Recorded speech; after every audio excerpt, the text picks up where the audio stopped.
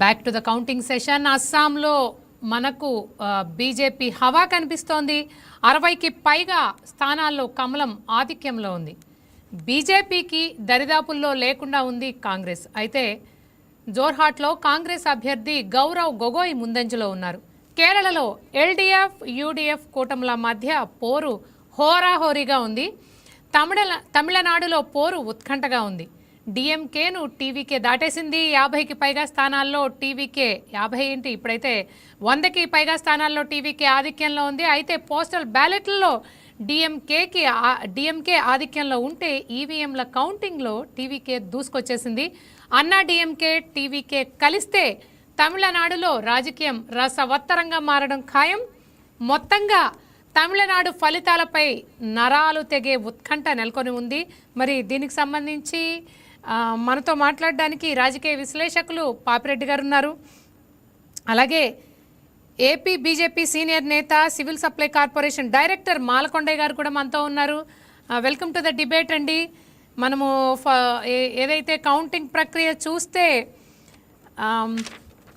తమిళనాడులో స్పష్టంగా టీవీకే తన ప్రభంజనం సృష్టించబోతున్నట్టుగా మనకి కనబడుతోంది. యూత్ అంతా కూడా టీవీకే వైపే ఉన్నారా అనిపిస్తోంది.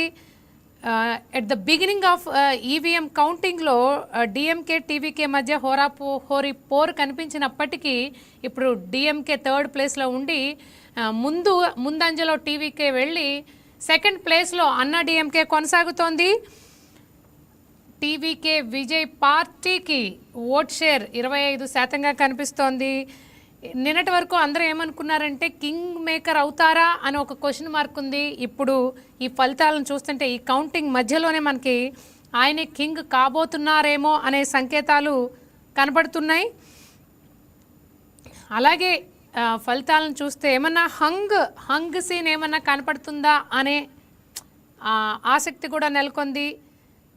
ఇక మరి దీనికి సంబంధించి పాపిరెడ్డి గారు మీరేం చెప్తారు? అనూహ్యంగా విజయ్ ఏదైతే మనం ఎగ్జిట్ పోల్ సర్వేలు స్టార్టింగ్లో చూసామో అప్పుడైతే ఆల్మోస్ట్ అందరూ సింగిల్ డిజిట్ నుంచి డబల్ డిజిట్ వరకు అంటే 20 లోపు మాత్రమే అన్నట్టుగా చెప్పారు.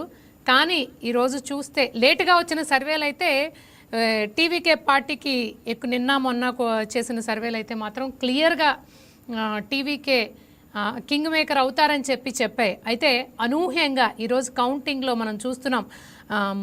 ఏదైతే డిఎంకే పోస్టల్ బ్యాలెట్లో ముందంజలో ఉన్నప్పటికీ ఏదైతే ఈవీఎం కౌంటింగ్ స్టార్ట్ అయినప్పటి నుంచి కూడా టీవీకే జెట్ స్పీడ్లో దూసుకుపోతోంది. ఏంటి ఈ ఫలితాలను చూస్తే మీకేమనిపిస్తోంది?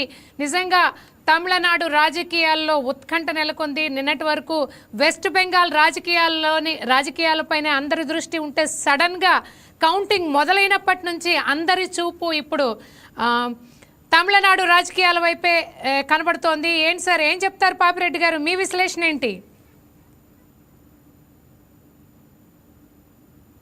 పాపిరెడ్డి గారు మీ ఆడియో రావట్లేదు, మ్యూట్లో ఉన్నట్టున్నారు.